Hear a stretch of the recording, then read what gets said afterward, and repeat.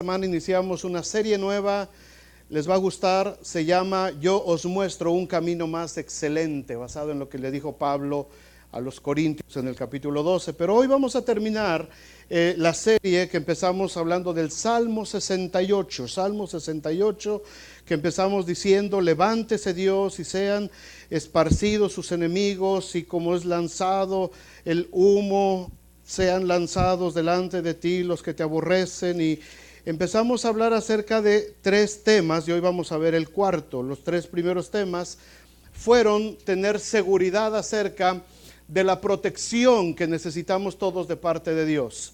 Y hablamos la manera como Dios arroja a los enemigos de Dios que quieren atacarnos, los echa delante de nuestra presencia y nos da la victoria a nosotros. El segundo tema, hablamos acerca de la necesidad de tener un padre, de la paternidad de Dios. Hablamos de cómo la imagen paterna fue distorsionada por la humanidad y se sustituyó por una imagen materna muy fuerte, pero Dios quiere restaurar esa imagen paternal en cada uno de nosotros. Y el tercer tema fue hablar acerca de la provisión de Dios.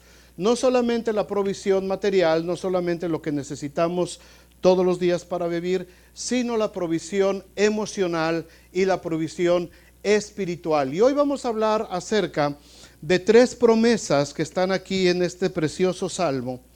Tres promesas que nos hablan acerca de la necesidad de sentir la seguridad de nuestra salvación. Tres promesas que tienen que ver con el plan de Dios para la humanidad. Tres promesas que nos hablan acerca de la salvación, de ese plan que Dios fue trazando a lo largo de toda la Biblia para poder darnos salvación. La gente que estudia la palabra de Dios y que se dedica a estar analizando, han hecho infinidad de listas acerca de todas las promesas que se encuentran en la Biblia, y hay personas, estudiosos, escritores, que dicen que más o menos hay entre 3,000, algunos se avientan a decir hasta 4,500 promesas que se encuentran en la Biblia para nosotros. Son un montón, no se preocupen, no vamos a hablar de todas hoy. Pero dicen que hay como 3,000, 4,000 promesas de todos los temas, bajo todas las circunstancias, para cada momento de nuestra vida que estamos pasando.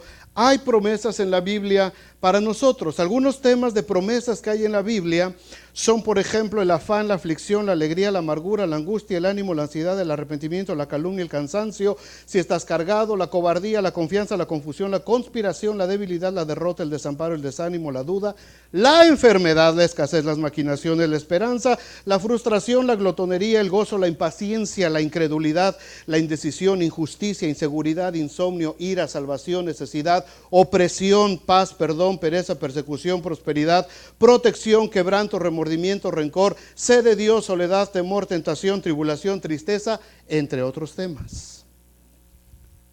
Si alguno de esos necesitamos ser sanados por el Señor, hay promesas en la Biblia. Si alguna necesidad de esas tenemos, hay promesas en la Biblia. Si nos sentimos de alguna de estas maneras en algún punto de nuestra vida, hay promesas en la Biblia para todos nosotros.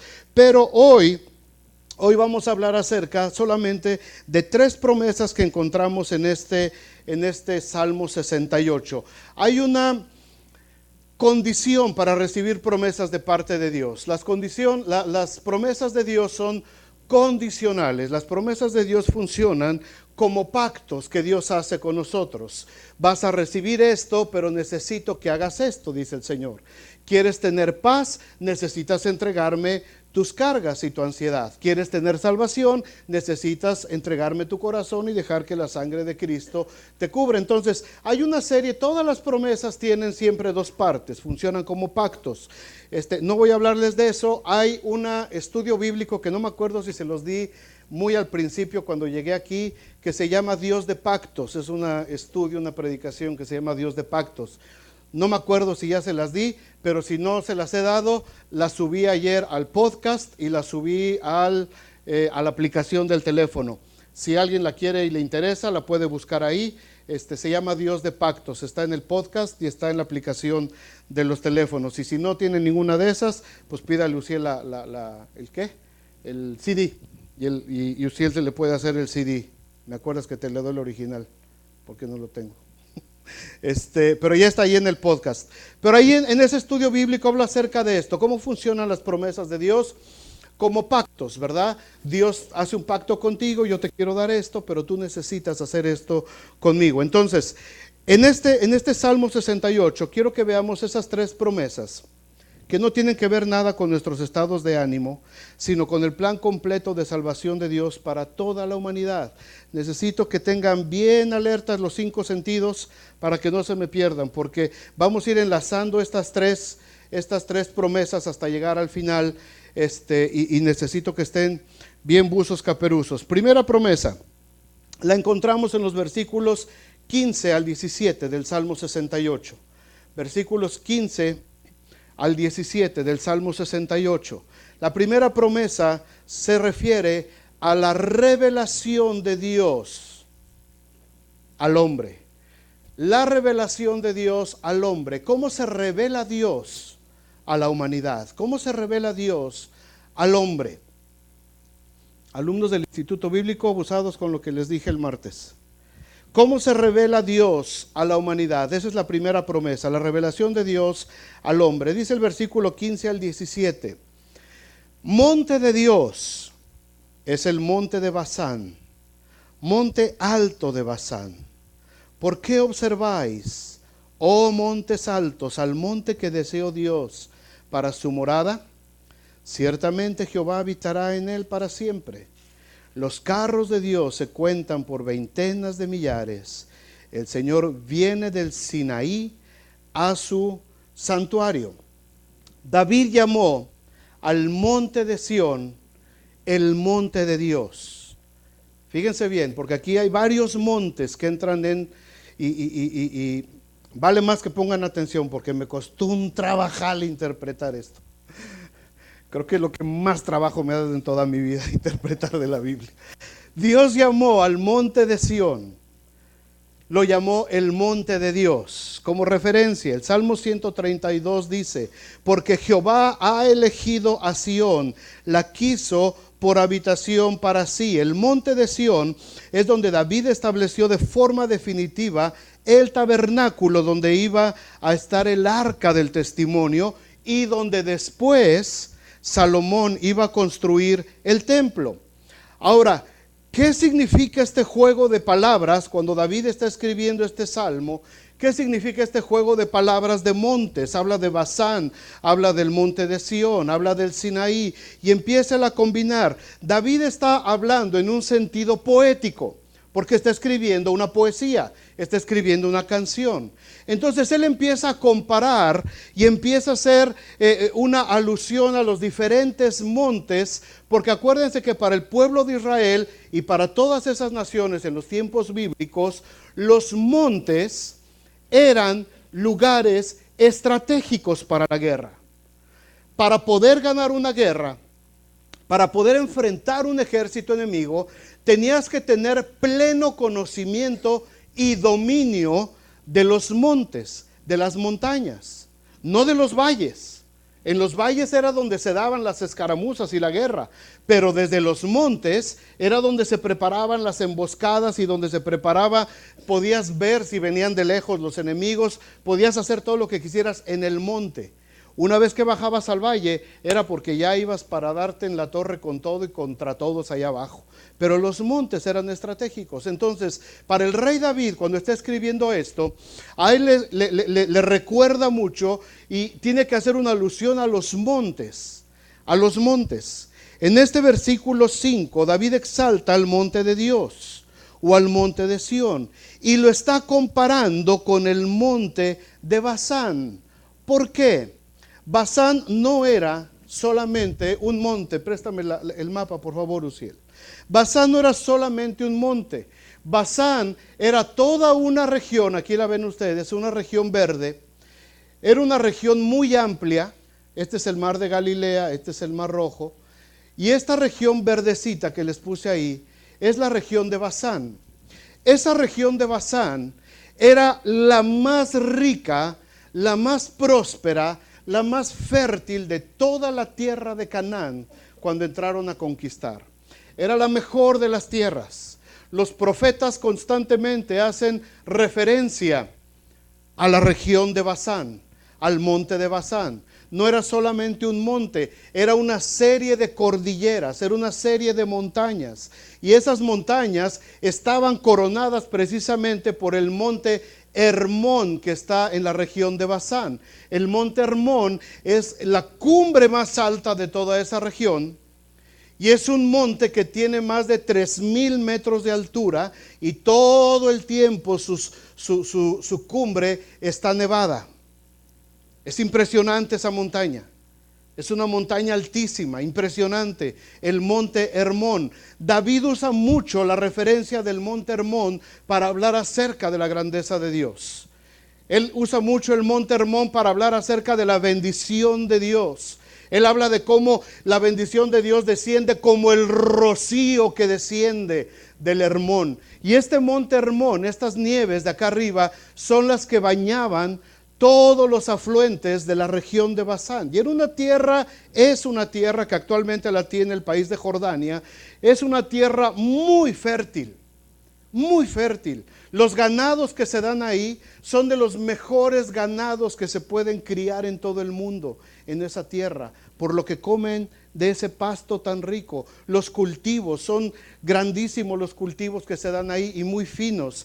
Hay bosques de encinas, de encinares completos que son muy fuertes, una madera muy resistente. Era una región preciosa. Y David está diciendo aquí en el versículo 5. David está diciendo en el versículo 5, en el versículo 15, perdón. Monte de Dios es el monte de Basán. Sin embargo, el monte de Dios, el monte de Sión, no estaba en la región de Basán. El monte Sión, miren dónde está. El monte de Sión es apenas una colinita, no muy alta, en la ciudad de Jerusalén. Es más alto el monte de los Olivos, todavía. El monte de Sión es una colina pequeña, es una colina pequeña. Comparado con la región de Basán, que era un sinónimo de abundancia, de belleza, de prosperidad, en comparación el monte de Sión es solamente esa pequeña colinita en la ciudad de Jerusalén. No es un gran monte como las montañas de Basán, coronadas con su majestuoso monte Hermón de 3,000 metros de altura. No tiene mucha gracia el monte de Sión. Versículo 16. ¿Por qué observáis, oh montes altos, al monte que deseó Dios para su morada? ¿Por qué observáis, dice el salmista, oh montes altos, refiriéndose a todas esas montañas impresionantes? En la región de Basán, a un ladito, está lo que se llama también las alturas del Golán, que es otra cordillera preciosa allá arriba. Dice, ¿por qué están viendo ustedes, montes altos, al montecito de Dios, donde Dios quiso poner su morada ahí? Imagínate esas imponentes montañas, hablando en lenguaje figurado, poético, viendo hacia abajo. El gran monte Hermón, viendo hacia abajo al montecito de Sión. El monte Hermón, los montes de Basán, altivos, majestuosos, sinónimo de grandeza, de belleza, de hermosura. Viendo así hacia abajo, hasta allá, una colinita chiquita, un montecito que se llama el monte de Sión. Y les dice David a los montes, ¿por qué están viendo ustedes?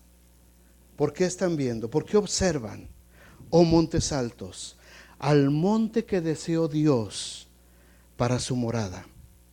Dios actuando, hermanos, siempre en forma contraria al pensamiento del hombre. No escogió al monte más hermoso de los montes para hacer su habitación. Escogió al más sencillo de los montes. Dios ¿Se acuerdan? No escogió a los hermanos altos y hermosos de David. ¿A quién escogió? Al muchachito. Al muchachito. ¿Por qué? ¿Por qué? Porque Jehová no mira lo que mira el hombre, pues el hombre mira lo que está delante de sus ojos, pero Jehová mira el corazón. No fue en las montañas, no fue en las llanuras exuberantes donde Dios escogió hacer su habitación, sino en el humilde monte de Sión. Hermanos, entendamos esto, por favor. Dios no ha escogido a hombres ni mujeres de extraordinaria inteligencia y de grandes talentos y habilidades para establecer el reino de Dios en esta ciudad, sino que lo necio del mundo escogió Dios para avergonzar a los sabios, y lo débil del mundo escogió Dios para avergonzar a lo fuerte. No escogió las grandes montañas, no escogió las llanuras hermosas, escogió un montecito, una colinita de pura tierra para establecer ahí su habitación. ¿Por qué? Porque no es con tu fuerza.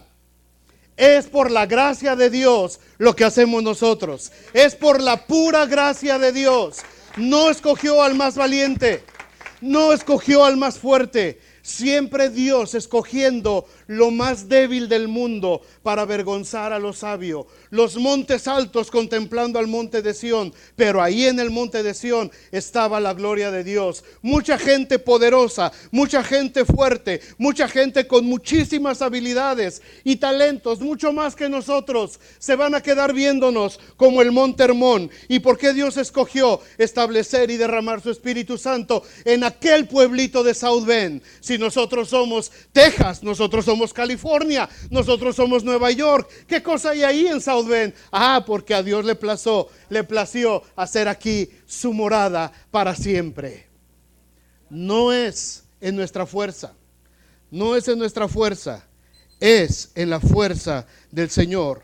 Cuando nosotros decimos, es que es muy difícil para mí, es que me cuesta mucho trabajo, es que yo no sé si voy a poder. Así te quiere Dios. Así te quiere Dios. Con la misma humildad del monte de Sión, no con la altivez del monte Hermón. Te quiere humilde. Te quiere cuando tú dices, es que yo no puedo, es que yo no sé. Y Moisés decía, es que yo ni siquiera sé cómo hablar, Señor.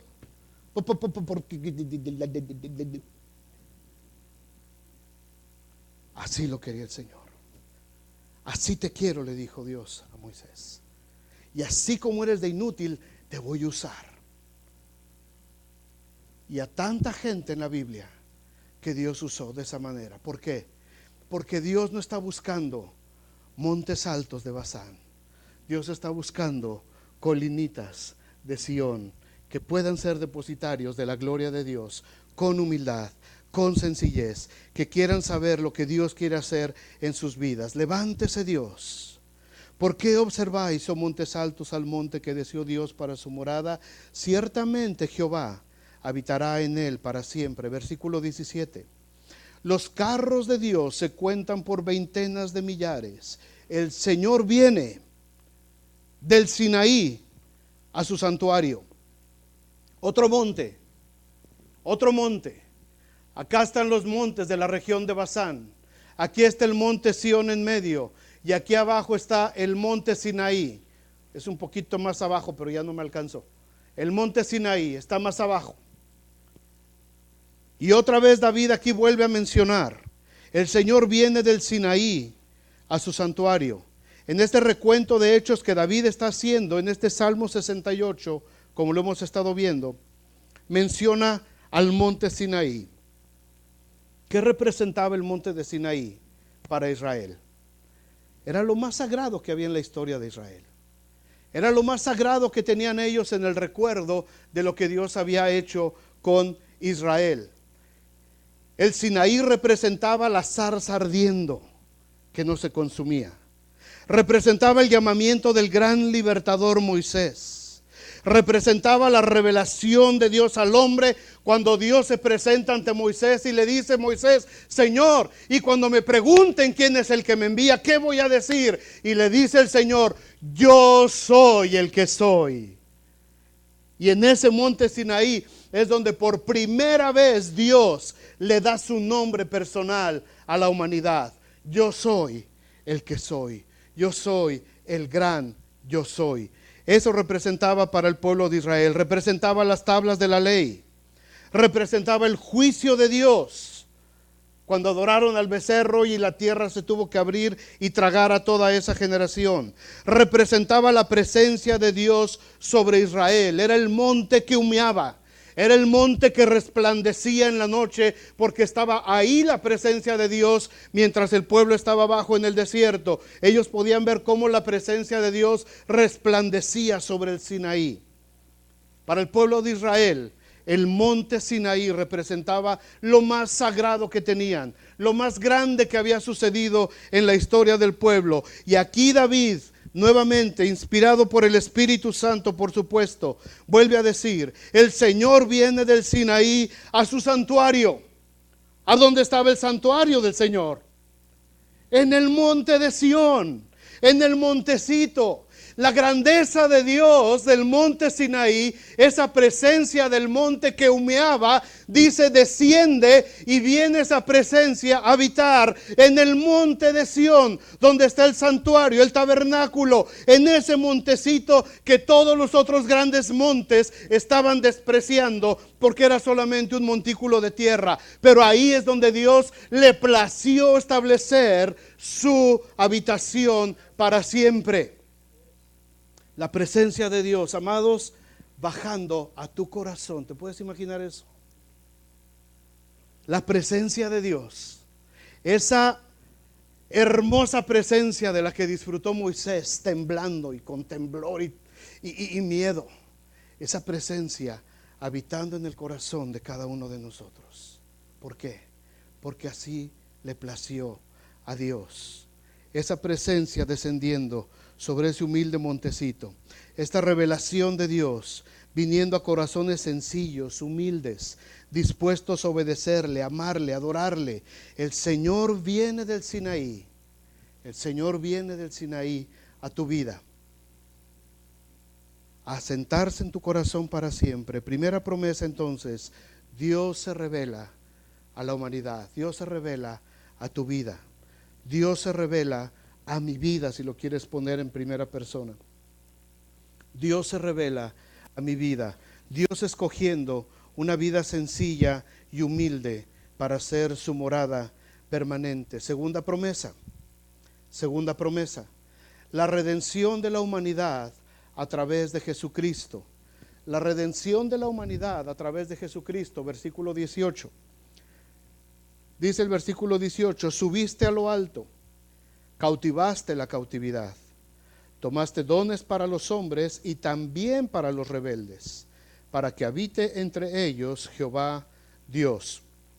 Esta es una expresión profética hablando del Mesías,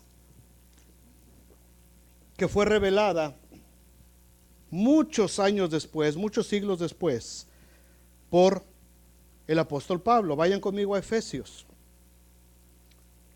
Pablo es el que nos ayuda a entender esto que escribió el rey David. Efesios capítulo 4. Dice el versículo 8: por lo cual dice, haciendo referencia a este salmo: subiendo a lo alto, llevó cautiva la cautividad y dio dones a los hombres. Y eso de que subió, ¿qué es? Sino que también había descendido primero a las partes más bajas de la tierra. El que descendió es el mismo que también subió por encima de todos los cielos para llenarlo todo. Y él mismo constituyó a unos apóstoles, a otros profetas, a otros evangelistas, a otros pastores y maestros. ¿Para qué? Versículo 12: a fin de perfeccionar a los santos para la obra del ministerio, para la edificación del cuerpo de Cristo. ¿Hasta cuándo? Versículo 13: hasta que todos lleguemos, dice, hasta que todos lleguemos a la unidad de la fe y del conocimiento del Hijo de Dios, a un varón perfecto a la medida de la estatura de la plenitud de Cristo, para que ya no seamos niños fluctuantes, llevados por doquiera de todo viento de doctrina, por estratagema de hombres que para engañar emplean con astucia las artimañas del error. Subrayen ese versículo en su Biblia, hermanos. Subrayen ese versículo, pónganle una marca, pónganle flechas, pónganle luces intermitentes, lo que le quieran poner, pero acuérdense cada vez que abran su Biblia de este versículo, del 14, porque ese es el propósito de la iglesia. Para eso fue establecida la iglesia, no para entretenernos, no para ver un show muy bonito, no para hacernos sentir bien, no solamente para desbordar emociones, no solamente para que nos sintamos a todo dar y el pastor ponga las manos y empecemos a temblar como locos. Dios estableció la iglesia para que aprendamos la palabra de Dios y para que no seamos, dice aquí, como niños fluctuantes, llevados por doquiera de todo viento de doctrina. Aparecen profetas y apóstoles en la televisión a cada rato y el pueblo cristiano todo se confunde. Y llegan a tocarle la puerta de otra secta y le dicen, oye, es que fíjate que tu Jesucristo ese no existe porque... Y el cristiano todo tiembla y todo se confunde. Pastor, tengo una duda. ¿Qué pasó? ¿Por qué? Porque somos niños fluctuantes. Y de pronto me dicen, camina por acá, y ahí vamos. No las creemos de que somos ovejas, ¿verdad? De su prado. Ahí va el borreguito. No, era para allá. No, era para allá. No, era para allá.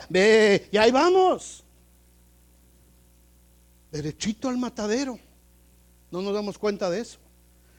Dice Pablo, para que ya no seamos niños fluctuantes, llevados por doquiera de todo viento de doctrina, por estratagema de hombres que para engañar emplean, ¿con qué? Con astucia las artimañas del error, sino que siguiendo la verdad en amor, crezcamos en todo en aquel que es la cabeza, esto es Cristo. ¿Y cómo funciona esto? Versículo 16, de quien todo el cuerpo, bien concertado y unido. Me encanta la palabra concertado, porque habla de un concierto. ¿Cómo es un concierto? Cuando escuchas un concierto musical, cuando de vez en cuando, se llegan a equivocar aquí con un acorde, ¿verdad? O sea, muy, pero ha llegado a suceder, ¿verdad? Que de pronto le tengo que hacer una ceñita, córrete medio tono porque... Pero cuando hay un concierto, a mí me encanta la música clásica y yo disfruté mucho tiempo casi todas las orquestas sinfónicas que había en México, porque es una delicia ver cómo van entrando los diferentes segmentos de una orquesta.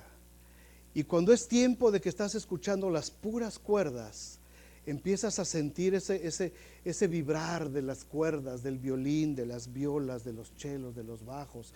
Y de pronto por acá empieza a entrar así despacito los cornos ingleses con un sonido grave, bajo. Y de pronto en medio ahí empiezan a entrar los fagots acá con un agudo suavecito. Y de pronto entra una flauta por acá y el pianista empieza otra vez con su parte que le toca. Y de pronto toda la orquesta se calla y se queda el pianista solito. Y después de que el pianista empieza a callarse, por allá se levanta un oboe y empieza el oboe a hacer que llore y es una delicia. A eso se está refiriendo Pablo, a un concierto. Pero imagínate si en un concierto cada quien hace lo que su gana le da, si cada quien toca en el tono que más le acomoda, si cada quien toca la pieza que más le gusta. Dice el director, vamos a cantar, a tocar la quinta de Beethoven, por favor. Y el de la flauta dice, no, esa no me gusta, la quinta. Yo voy a tocar la novena. Y de pronto empieza aquí la orquesta, el director, ¿verdad?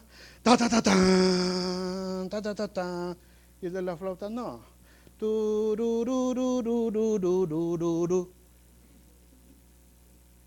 Dice que la iglesia es un concierto. La iglesia, el cuerpo de Cristo, tiene que trabajar. El cuerpo, dice, bien concertado. ¿Qué quiere decir eso? Cada quien haciendo lo que le toca hacer. Cada quien haciendo lo que le corresponde hacer, como en un cuerpo. No es normal usar las manos para caminar. Hay gente que lo hace por necesidad y gente que lo hace por entretenimiento. Pero lo normal es que uses los pies para caminar. No es normal que te rasques la oreja con el pie, te lo rascas con la mano, ¿verdad? ¿Cómo te rascas con el pie? Ay, tengo comezón, no me sirve el pie. ¿Cómo le haces?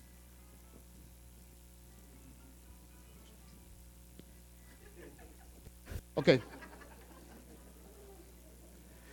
Sino que siguiendo la verdad en amor, crezcamos en todo en aquel que es la cabeza, esto es Cristo, de quien todo el cuerpo, bien concertado, y la siguiente palabra dice, bien unido entre sí, por todas las coyunturas que se ayudan mutuamente según la actividad propia de cada miembro, recibe su crecimiento para ir edificándose en amor. Esto pues digo y requiero en el Señor, hermanos, que ya no andéis como los otros gentiles que andan en la vanidad de su mente.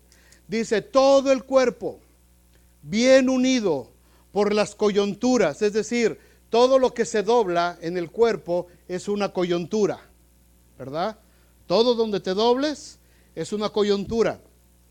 No les voy a dar una clase de anatomía, pero es precioso saber cómo funcionan las coyunturas del cuerpo. Un día se las doy. En la carne asada a lo mejor toca yo con las carnitas. Les doy una clasecita de anatomía. Cuando vendía medicina tuve que aprender cómo funcionan porque vendíamos medicina para la artritis. Entonces tenía yo que saber cómo funciona y es una chulada. Nos estaban dando el curso de capacitación y yo sentía que me estaban predicando. Estaban hablando de la medicina y yo estaba pensando, qué grande eres, Dios. Porque es una chulada. Como tú esto lo haces con tanta naturalidad y con tanta familiaridad, ¿no? Y te da, y le haces así y vas a comer, pero no te has puesto a pensar lo que sucede cada vez que haces un movimientito de estos, hasta que te duele. Cuando te lastimas y te duele una cosita de estas, ay, gracias Señor por mi coyunturita, ¿verdad?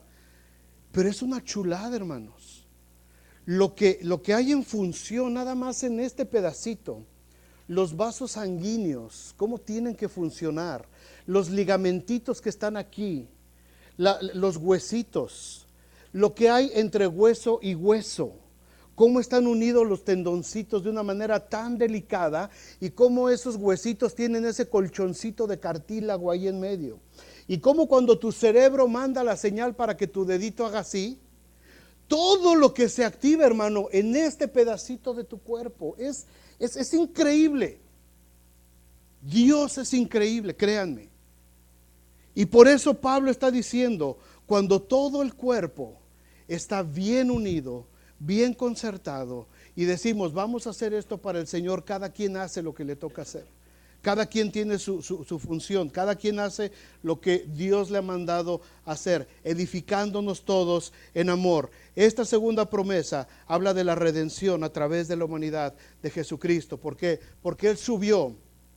Y esto que subió, dice Pablo, es que primero descendió a las partes más bajas de la tierra y llevó cautiva la cautividad, y entonces en ese momento nos dio a nosotros la salvación para que nos edifiquemos en amor, para que nos edifiquemos en amor. Además, era un honor, hablando militarmente y volviendo al Salmo 68, era un honor para los grandes guerreros, para los grandes conquistadores, subir a este lugar más alto para que se pudiera exhibir el triunfo de ellos sobre sus enemigos. Esta era una costumbre que tenían las naciones en aquel entonces. Cuando llegaban de la guerra, el guerrero, el conquistador, el rey, el que fuera, el general del ejército, los subían hasta el lugar más alto de la ciudad, para que desde allá arriba todo mundo lo pudiera contemplar. Todo mundo pudiera ver que él era el que había ganado. Y cuando lo subían ahí, lo que él hacía era, por lo general, le traían arrastrando las cabezas de los generales enemigos. Y desde allá arriba levantaba y exhibía las cabezas de los reyes o de los generales enemigos. Y todo el mundo lo aclamaba. Y dice el salmista, y dice Pablo, que Jesucristo bajó a las profundidades de la tierra y estando allá abajo cautivó a la cautividad, derrotó a Satanás, derrotó al que tenía las llaves de la muerte. Y dice que una vez que subió, dice Gálatas, los exhibió públicamente colgados en la cruz. Y les dijo, no tienes más poder, no tienes más autoridad sobre mi pueblo, sobre aquellos que hemos creído en Jesucristo como Señor y Salvador. Él exhibió esa cautividad. Él sacó a los que estaban cautivos. Él llevó el triunfo sobre las puertas del infierno. Estos grandes generales lo primero que hacían era que liberaban a todos los cautivos de guerra y los hacían inmediatamente sus súbditos. Jesús nos dio la libertad de esa cautividad tras quebrantar completamente el poder de Satanás, y nos hizo, dice la Escritura, más que vencedores. ¿Qué cosa hay más que un vencedor? Si ya ganaste, ya te ganaste tu medallita de oro, ¿qué sigue? Pues ya, hasta ahí. Pero la Biblia dice que después de la medalla de oro todavía nos va a hacer más que vencedores. ¿Qué quiere decir? No sé, no me pregunten. Llegando se lo preguntamos al Señor, hasta ahí no llegué. Ya se me quemaban las pestañas. Se me estaba fundiendo este escáner, hermano, ya me estaba saliendo una perrilla ahí. Cada uno de esos nuevos súbditos rendían tributo a su libertador. Dice aquí la Biblia que Jesús tomó dones. El don de la vida eterna para los que le aman y le obedecen, o de la condenación eterna para aquellos que se rebelan ante la libertad que Cristo les ha ofrecido. Los rebeldes, hermanos, que piensan que esto no es para ellos. La gente que dice, para mí la Biblia no tiene nada que ver. Para mí la Biblia es puro cuento. Para mí eso de que Dios, que Jesús, eso no. Está bien, que piensen lo que quieran. Que piensen lo que quieran. Pero para ellos también hay dones. Nada más que no son dones como los nuestros. El don de la condenación eterna. Y bajar allá otra vez a donde hemos salido por haber menospreciado la palabra de Dios. Los que tienen en poco el sacrificio de Cristo, los que dicen no creer, aunque no quieran, un día van a tener que doblar sus rodillas delante de aquel que con su sangre, como dice Apocalipsis, nos ha redimido para Dios de todo linaje y lengua y pueblo y nación, y nos ha hecho para nuestro Dios reyes y sacerdotes, y reinaremos en la tierra por toda la eternidad. Gloria al Señor. Reinaremos en la tierra porque Él nos hizo reyes y sacerdotes. Primera promesa, Dios revelándose a tu vida. Segunda promesa, la redención de tu vida por medio de Jesucristo. Y por último, la tercera promesa del Salmo 68. Su bendición estará sobre ti cada día. Su bendición estará sobre ti cada día. Versículo 19. Bendito el Señor. Bendito el Señor. Cada día nos colma de beneficios. El Dios de nuestra salvación. Y decía Ale, ni siquiera es cada día, es a cada momento. Y es cierto. Cada momento estamos viendo las bendiciones de Dios. Bendito el Señor. Cada día nos colma de beneficios, el Dios de nuestra salvación. Si has estado dispuesto a que Dios haga en ti una habitación permanente como en el monte Sión, si has sido sensible a su voz que Dios te dice, he aquí yo estoy a la puerta y llamo. ¿Se acuerdan Apocalipsis 3:20? Yo estoy a la puerta, dice, llamo. Si alguno oye mi voz, si abre la puerta, ¿qué va a pasar? Cenaré con él, entraré a él, cenaré con Él y Él conmigo. Qué padre, ¿no? Imagínense esa escena de Jesús tocando la puerta de tu corazón. Es el mismo del que estamos hablando del monte Sinaí. Es el mismo, el gran yo soy. Esa gloria de Dios que estaba resplandeciendo en ese monte, humildemente tocándote. Hey, ¿me das chance de entrar? ¿Me dejas entrar a tu corazón? Si no lo dejas entrar, no te preocupes, no va a entrar. Si no quieres que entre a tu vida, no te preocupes, no va a entrar, no te va a forzar. Jesucristo, si tiene algo, es que a nadie obliga, a nadie lo forza a servirlo. Nadie viene a fuerza a la iglesia, nadie viene a fuerza a servir al Señor, nadie viene a fuerza a escuchar la palabra de Dios. El que quiere venir, viene. El que quiere escuchar, viene. Aquel que está cansado puede venir a descargar sus cargas. Aquel que tiene sed puede venir y beber del agua de la vida. El que no tiene sed, cuando tiene sed, ¿a poco bebes? Pues no. Yo ahorita sí tengo aguas. Qué rica es el agua, ¿no? Cuando tienes sed.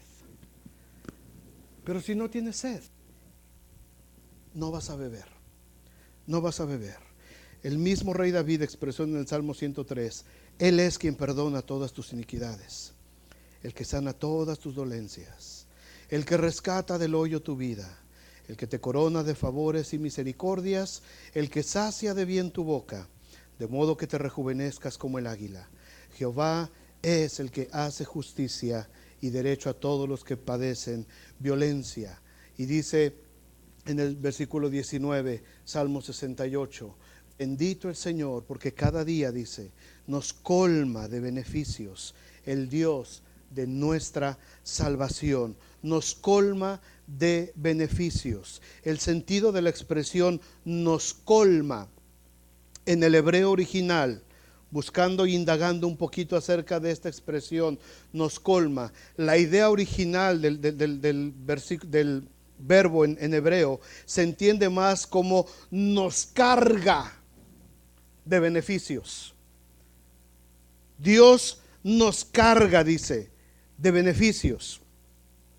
¿Qué significa esto? Jesús dijo en Mateo 11:28, venid a mí todos los que estáis, ¿qué? Trabajados y cargados, y yo os haré, ¿qué? Descansar. Imagínate el asunto. Tú vienes con tu carga acá bien grande, de problemas, de pecado, de inestabilidad, de tristeza, de flojera, de apatía, de infidelidad, de broncas, de pleitos, de iras, de contiendas, de vanaglorias, de borracheras, de hechicerías, brujerías, orgías y todo eso. Traes tu boncha acá, ¿verdad? Llegas con el Señor y te dice, ¿sabes qué? Si me lo dejas acá, yo te voy a hacer descansar. Y luego, Señor, tú suelta, sale. Te voy a poner otra carga. Ay, Señor, me estás liberando de una. Pero la que te voy a dar te conviene. Te voy a cargar de beneficios, de bendiciones mías. Te voy a cambiar esa carga que te has traído por tanto tiempo y te voy a dar otra carga muy diferente que vas a poder disfrutar en tu vida. Y el Señor viene y te pone esa carga. Y tú dices, oye, esta carga como que no pesa, ¿verdad? Con la otra hasta joroba me salió. Con esta como que hasta me siento más ligero. Esta carga hasta como que me dan ganas de regocijarme, como lo hizo José hace rato. Esta carga como que produce algo en mí. ¿Por qué? Porque es el excelente peso de gloria que el Señor va depositando en aquellos que han confiado en sus promesas y que le han dicho, Señor, acá están mis cargas feas y ahora cárgame de tus bendiciones, cárgame de tu gloria, cárgame de todo aquello que tú tienes para mi vida, de tus beneficios sobre mi vida. Él es quien perdona todas tus iniquidades. Él es el que te corona de favores y misericordias, de modo que ¿qué? Que te rejuvenezcas. ¿Cómo? Como el águila, no como las que perdieron ayer, como el águila de a de veras. ¿Por qué habla tanto la Biblia acerca de las águilas? ¿Y por qué dice que se van a rejuvenecer? ¿Sabes que las águilas es el único animal de presa, depredador, que se rejuvenece cada año? Nosotros cada cumpleaños, hijo, lo ves una velita más, ay, en la torre ya me duele otra cosa más. Las águilas se van rejuveneciendo. Las águilas se van, pero les duele, hermano. Las águilas se arrancan las plumas principales. Ustedes saben que, ahora les voy a dar una clase de ornitología acerca de las aves. Las aves, todas las aves tienen en sus alas plumas que son claves para volar. Todas las alas, las plumas sirven para volar, pero tienen ciertas plumas que son claves para que puedan emprender el vuelo, para que puedan aterrizar. Si pierden esas plumas claves, tú puedes ver que pues, le quedaron unas cuantas. Si no tiene las necesarias, se va a estrellar. O no puede despegar o no puede aterrizar. Las águilas lo que hacen cuando ellas sienten que esas plumitas que son claves para su desempeño ya no están funcionando, se las arrancan ellas mismas y se quedan esperando hasta que les vuelven a salir las nuevas. No se arriesgan, se rejuvenecen. Y cuando tienen ya otra vez sus alas, sus plumitas nuevas que ya les salieron, entonces otra vez empiezan a volar y empiezan a ir todavía más alto de lo que iban antes. Su herramienta principal de las águilas es su pico, pero el pico les va creciendo cada vez. El pico no deja de crecerles y llega un momento en la vida del águila que tiene que ir contra una roca y estrellar su pico contra la roca y estrellarlo hasta que el pico se le cae todo eso que le creció de más y le vuelve a empezar a salir otra vez el piquito nuevo otra vez al águila. ¿Cuánto le cuesta al águila rejuvenecerse? No es fácil. Tiempo, dolor, sacrificio, porque en ese tiempo no puede comer. Se van hasta las montañas más altas para escapar de todos sus depredadores y ahí solitos ellos es donde hacen ese proceso de rejuvenecimiento. Dios es el que te corona de favores y misericordias, dice, de modo que te rejuvenezcas como el águila. Así es que si tú veías este versículo, ay, qué rico, como unas águilas, acá estoy, Señor, rejuvenéceme. No, Señor, no, Señor, métete con Dios. Métete a la palabra, métete a orar, métete a ayunar, métete a clamar delante de Dios. Renuncia a todos tus hábitos pecaminosos, porque esa es la manera como Dios te va a rejuvenecer. ¿Quieres vivir con todos estos beneficios? ¿Quieres vivir con todas estas bendiciones? Rejuvenécete como el águila. No, ya no me gustó. No es fácil. Renovada nuestra mente, dijo Pablo ahí en Efesios 4 que leímos ahorita. Nuestra mente tiene que ir evolucionando. Y la única manera de evolucionar la mente, se los he dicho una y mil veces, es meter Biblia. Me encantó ver ahorita la Biblia de Carlitos, con su calendario que les di el año pasado. Todo ya despedazadito ahí. Eso fue lo que me bendijo de tu testimonio, Carlos. Ese papelito que tienes en tu Biblia. Porque se ve que le está leyendo, se ve que le está marcando. Mi mamá se había atrasado y le di un calendarito de esos. Y ayer me dijo, ya me emparejé.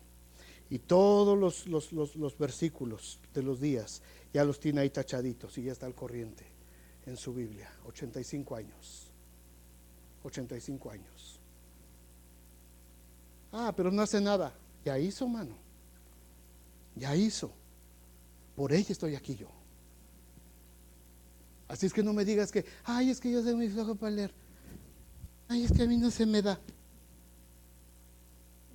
¿Quieres las bendiciones o no? ¿Quieres vivir colmado de bendiciones? ¿Quieres que Dios te colme de bendiciones? Métete pues a la palabra de Dios. Métete a orar a la palabra de Dios. Métete a predicar la palabra de Dios. Métete a hablar lo que Dios ha hecho en tu vida. No hay otra manera de rejuvenecerte. No hay otra manera. Si estabas esperando a que haga yo el llamamiento aquí al altar para que te rejuvenezcas, sorry. No puedo. Yo no lo puedo hacer. Ningún pastor lo puede hacer. Nadie lo puede hacer. Ningún apóstol ni profeta. De los que te dicen, pacta con $500 y ven acá para que te rejuvenezcas. Vas a gastar tu feria, hermano. No te vas a rejuvenecer. No hay otro camino para rejuvenecerte como águila que no sea metiéndote a la palabra de Dios y metiéndote en ese compromiso en el monte alto de Dios, para que entonces el Señor pueda descender del Sinaí a tu monte de Sión. Levántese Dios y sean esparcidos sus enemigos. Primera promesa, Dios revelándose a tu vida. Segunda promesa, la redención de tu vida por medio de Jesucristo. Y la tercera promesa, su bendición estará sobre ti cada día. Su bendición estará sobre ti cada día. Esta parte del Salmo 68, el versículo 19, termina con una palabrita que tienen ahí en letras cursivas en sus Biblias. Esa palabrita, si la tienen ahí, dice Selah. Y en muchos salmos, cuando tú estás leyendo los salmos, de vez en cuando te vas a encontrar esa palabrita, Selah. ¿Qué significa? El salmista estaba tan comprometido y tan compenetrado en lo que estaba escribiendo y su relación con Dios en ese momento, él estaba disfrutando tanto de ese tiempo, que lo que el salmista hacía era que ponía esa palabra para hacer una pausa, para interrumpir lo que estaba meditando, para interrumpir lo que estaba haciendo, y en ese momento agarraba su instrumento de música y empezaba a adorar a Dios. Porque era tanto lo que Dios le había revelado, era tanta la presencia de Dios en su vida en ese momento, que no se atrevían a leer más, no se atrevían a escribir más. Lo único que tenían que hacer era empezar a adorar y adorar y adorar al que vive por los siglos de los siglos. Porque el Señor hizo descender su habitación sobre nuestro corazón, porque esos montes altos se quedaron viendo con envidia. ¿Por qué sobre ese montecito de tierra escogió Dios? Porque a Dios le plació. ¿Y por qué a Dios le plació escogerte a ti para depositar su gloria en ti? Porque a Dios le dio la gana. Y punto. ¿Por qué no lo hizo con los grandes pensadores de este siglo? ¿Por qué no lo hace con la gente poderosa de esta nación? ¿Por qué no lo hace con la gente que quiere tener toda la gloria? ¿Por qué no lo hace con gente famosa? Porque a Dios le dio la gana hacerlo contigo y conmigo. Por eso. Porque Él escogió nuestro corazón, tu corazón y mi corazón, para hacer su habitación para siempre. Y si tú permites que tu corazón se convierta en la morada de Dios para el resto de tu vida, entonces Él te llena de dones, de talentos, y cada día te va a llenar de sus favores y de sus misericordias. Con este versículo terminamos esta serie del Salmo 68. Y yo no sé ustedes, pero yo quiero adorar a Dios. Pónganse de pie.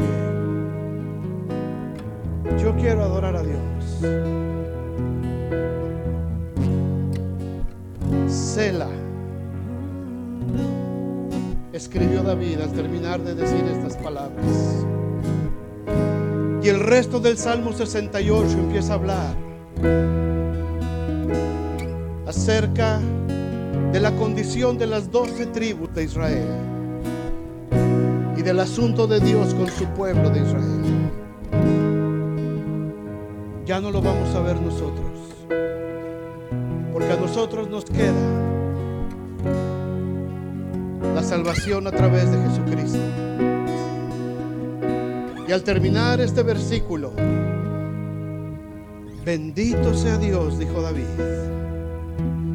Bendito sea Dios, bendito el Señor, que cada día nos colma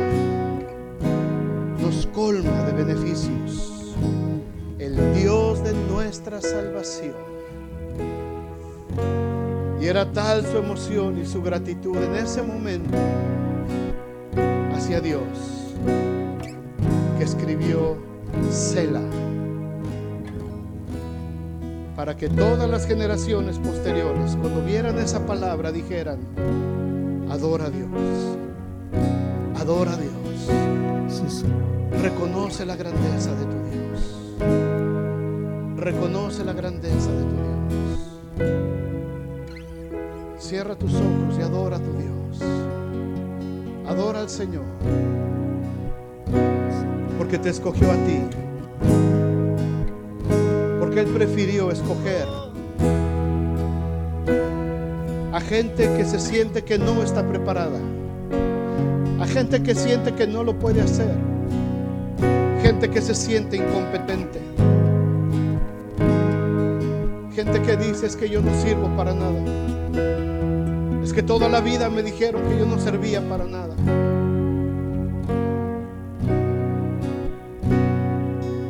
Y Dios te dice: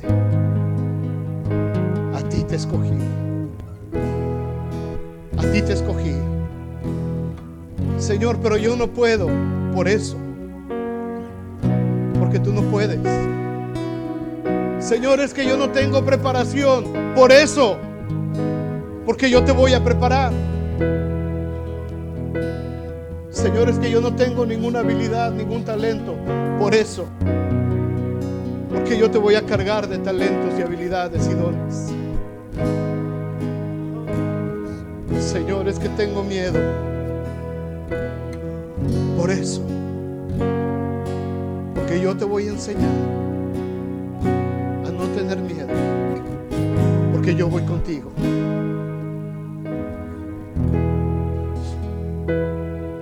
Señor, pero no me quiero mover a ningún lado si tu presencia no va conmigo.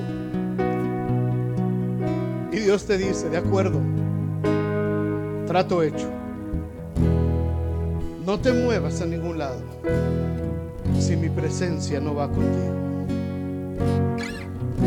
Vamos a adorar al Señor. Gracias. Tú mereces la gloria, Señor. Mereces la honra, la adoración, Señor. Oh, Jesús. Mereces la gloria Sí, y la honra. Levantamos nuestras manos, exaltándote, Señor. Mereces la gloria y la honra. Levantamos nuestras manos. ensalzando. Mereces la gloria, dile a Él. Mereces la gloria y la honra. Levantamos nuestras manos. Levantamos nuestras manos, ensalzándote, mereces la gloria y la honra. Levantamos nuestras manos, ensalzándote, Señor, altísimo, milagroso Salvador. Dile a Él: no hay nadie como tú, no hay nadie como tú, altísimo, milagroso Salvador. No hay nadie como tú, no hay nadie como tú. Mereces la gloria y la honra. Levantamos nuestras manos, ensalzándote, Señor. Mereces la gloria, Señor, y la honra. Declaramos, levantamos nuestras manos, ensalzándote, Señor. Altísimo, milagroso Salvador. No hay nadie, no hay nadie